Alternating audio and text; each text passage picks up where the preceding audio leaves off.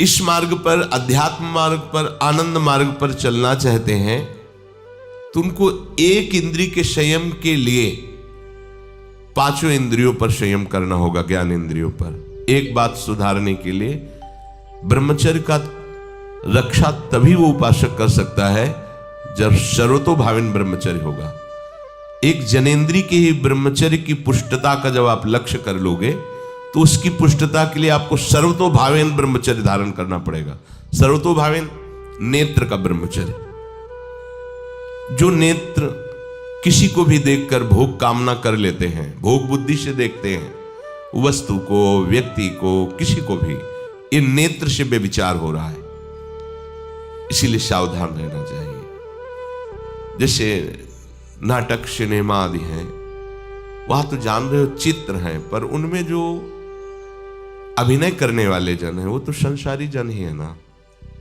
उनका पहनावा, ओढ़ावा, हाव भाव, अंग प्रत्यंग, अगर आप भगवत भाव से युक्त है तो संपूर्ण सृष्टि में कहीं भी दृष्टि जाए अपने प्रभु की भावना होती है, पर वहां तक पहुंचने के लिए आपको ये त्यागना होगा ना।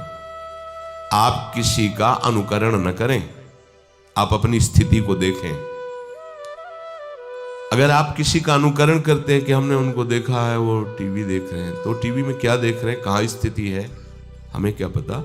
हमको जहां पहुंचना है उसके लिए हमारे लिए बाधक है, हमें नहीं देखना है। अगर आप माना कि कोई नाटक ही देख रहे हैं, कोई ऐसे सीरियल ही देख रहे हैं, पर उसमें अभिनय करने वाले तो संसारी भोगी पुरुष ही है ना। आप कोई त्यागी जितेंद्रीय महात्मा को थोड़ी देख रहे हैं, तो उस देखने में तन्मयता आती है। जिसको हम देखते हैं उस पर हम आसक्त होते हैं, तभी तो उसका सुख दुख अनुभव होता है। देखो कोई ऐसी रोने वाली सीन आए तो रोना आ जाएगा, हंसने वाली आ जाए तो हंसना आ जाएगा, ऐसे तो उसका प्रभाव हम पर पड़ रहा है ना। तो हम किसी के अभिनय करने वाले के अंग प्रत्यंग को देख रहे हैं और वो कामुक होकर कोई काम चेष्टा कर रहा है या कोई ऐसा, वो सारा का सारा मन कवर कर रहा है आपका, और एकांत होते ही फिर जो मन अपना मनमानी करवाएगा आप नहीं सह पाएंगे। इसलिए नेत्र का ब्रह्मचर्य सबसे पहले शुरू कीजिए। आपको वो चीज नहीं देखनी, वो बात नहीं पढ़नी, वो दृश्य नहीं। श्रीमद् भागवत में वर्णन है, कोई पशु पक्षी भी मैथुन कर रहा हो, अचानक दृष्टि गई तो मानसिक प्रणाम करके दोबारा दृष्टि नहीं जानी चाहिए।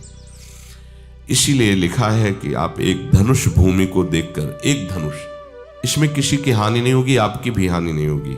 आप एक धनुष भूमि देख करके ही चलिए, मतलब बहुत लंबी दूरी देखने की जरूरत नहीं है, बहुत दृष्टि उठा करके इधर उधर गर्दन हिलाने की जरूरत नहीं है। और जैसे कि कोई टक्कर मार सकता है, तो देखो जिनको प्रारब्धानुसार टक्कर लगनी होती है ना, वो चाहे जितनी सावधानी से चलो, वो प्रारब्ध आकर के दंड देता है। अन्यथा सीम की चाप सके को तासु, बड़ रखवार रमापति जासु।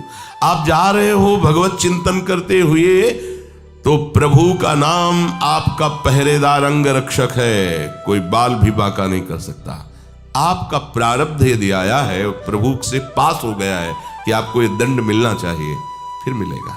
आप निश्चिंत रहिए, निर्भय रहिए। प्रभु का जो विधान है वो मंगल करने वाला है।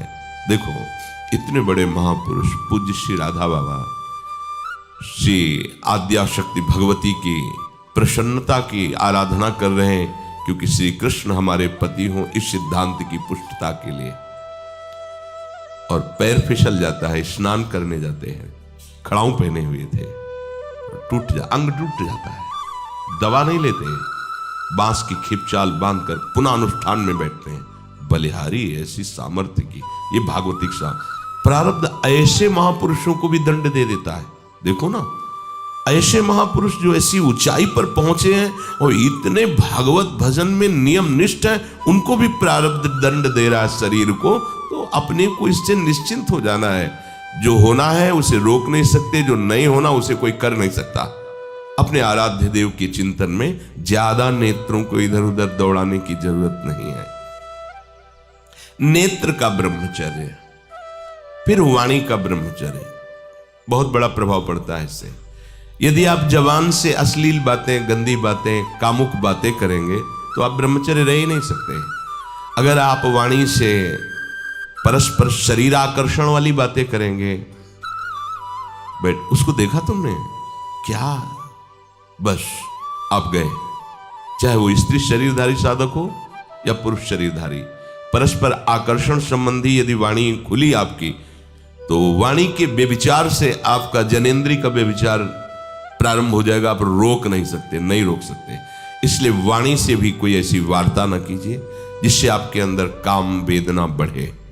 श्रवणेंद्री का, कान से गंदी बातें, व्यभिचार की बातें, कामुक बातें सुनना जिससे हमारे हृदय में कामना जग जाए, बिल्कुल नहीं। भले वो किसी को लेकर टीका टिप्पणी की जा रही हो, देखो वो साधक है, उसको हमने देखा वहां ऐसे देख रहा था, वैसे कर रहा था, वो तो आपको समझ में आ रहा है कि किसी साधक की बात कर रहे हैं, वो तुम्हारे नाश के लिए उपाय कर रहे हैं जो आपको ऐसी बात बता रहे हैं। क्यों? क्योंकि आप भी तो साधक हैं। श्रवणेंद्री का व्यभिचार हो रहा है। आराध्य देव के सिवा और कोई बात कान से सुनना उसे व्यभिचार कहते हैं। इसलिए महाप्रभु कहते श्रवण फूटो जो अन्न सुनो। ऐसा हमारा अगर कान कुछ और सुने तो फूट जाए, नेत्र कुछ और देखें तो ये नेत्र नष्ट हो जाए, वाणी कुछ और बोले तो मुख हो जाए। हमारी श्रवणेंद्री का व्यभिचार नहीं होना चाहिए। धर्म की बात, अपने आराध्य देव की बात, शास्त्र सम्मत बात हम श्रवण करें। अन्यथा अगर कोई ऐसा मित्र है या हमारा साथ में रहने वाला है, कोई किसी भी साधक की को लेकर बात कर रहा है, तो भी हमें कान में उंगली डाले नहीं। हम कोई ईश्वर थोड़ी कि हम किसी को संभाल लेंगे, हम अपने को नहीं संभाल पा रहे। हमारे सामने किसी की बात मत करो, ऐसी करना है तो प्रभु की चर्चा करो, अन्यथा मत करो। तो अगर आप श्रवणेंद्री का ब्रह्मचर्य, वाकेंद्री का ब्रह्मचर्य, नेत्रेंद्री का ब्रह्मचर्य और त्वगेंद्री का ब्रह्मचर्य, अनावश्यक किसी को स्पर्श मत करो। परस्पर विरोधी शरीर को तो भूल कर मत करो। विरोधी शरीर जिससे हमारा पुरुष शरीर है, सामने स्त्री शरीर है, तो किसी भी तरह से सेवा के लिए संकेत करना या किसी भी सेवा के लेन देन में बचाव पक्ष में रहो। यहां रख दीजिए सामान, फिर आप उठा लीजिए। सीधे हाथ में सामान लेना नहीं, सीधे हाथ में सामान देना नहीं, जमीन में रख दीजिए। बहुत पवित्र है तो आप कुर्सी पे जो भी आसन उसका हाथ में लेने का नहीं। परस्पर विरोधी भाव वाले शरीरों का स्पर्श बिल्कुल निषेध है, किसी भी कारण से न किया जाए। मान लीजिएगा ये बहुत मतलब आवश्यक है, यदि आप इसमें चूक कर गए तो धीरे धीरे आप फिसल के वहीं खड़े हो जाएंगे जहां से चढ़ना मुश्किल है। किसी भी साधिका को, किसी भी साधक को परस्पर लेन देन हाथ में नहीं करना चाहिए। मानो हमारी बात, आपको माला देनी, चौकी पे विराजमान करो, हम उठा लेंगे। हमें कोई सामग्री, ये सामान रखिए, आप उठा लीजिएगा। कभी भी कोई भी परस्पर मुस्कुराहट, बातचीत, ऐसे कोई इशारे यदि दिखाई दे तो आप बचो और उसको बचाओ। साधक है, साधिका है, उससे गलती हो सकती है, आपसे भी गलती हो सकती है। आप सत्संग सुनते हैं, आपको लगा कि इसकी मुस्कुराहट, इसकी कुछ चेष्टा ऐसी दिखाई दे रही है जो हमारे अंदर कामुकता पैदा कर सकती है, उसको भी बचाओ और स्वयं बचो, तो भगवान आप पर प्रसन्न हो जाएंगे। वो देख रहे हैं अंदर की बात। साधक को बहुत सावधान रहने की आवश्यकता। ये इसको खिलवाड़ मत समझो, इसीलिए कह रहे हैं ये अध्यात्म है, ये परमार्थ है। आपको लगेगा नहीं कि क्या हुआ, मैं कहां भ्रष्ट हुआ, ऐसी जगह खड़े हो जाओगे कि जान भी नहीं पाओगे कि मैं कहां चढ़ रहा था, दोबारा उत्साह भी नहीं आ पाएगा। बात अच्छे से समझ लीजिए। तो हमारी त्वगेंद्री का व्यभिचार ना होने पावे। सहसा किसी का इस पर, किसी की भी अगर सेवा करने का सौभाग्य मिले, फिर उसमें ये प्रश्न नहीं उठता।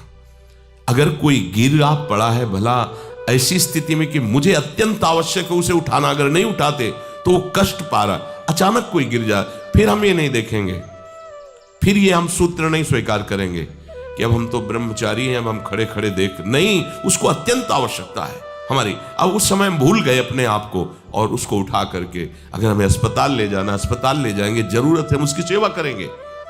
सावधान। वो भगवत भाव से की हुई सेवा तुम्हारे अंदर आध्यात्मिक शक्ति पैदा करेगी, काम भावना नहीं पैदा करेगी। हमारी माँ बीमार हो और हमें उसे पता चला कि शौच कर दिया है, हमें शौचाना पड़े, हमें उसका मल धोना पड़े, तो क्या हमें काम जागृत हो जाएगा? क्या मेरी माँ है। हमारी बुद्धि कभी ऐसी नहीं होगी। आपका पिता है, आप लड़की हो, कोई दूसरा रह नहीं गया और वो बीमार है, आपको ऐसी क्या काम जागृत हो जाएगा क्या? अगर ऐसी सेवा में काम जागृत होता तो कोई नर्स ही अस्पताल में नहीं होती, हर सेवा उसको करनी होती।